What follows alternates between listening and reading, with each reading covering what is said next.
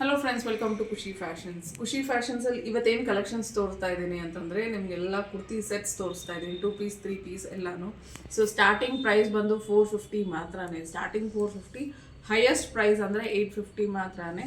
So just ನಾನು ಒಂದು 2-3 sample ತೋರಿಸ್ತೀನಿ ನಿಮಗೆ.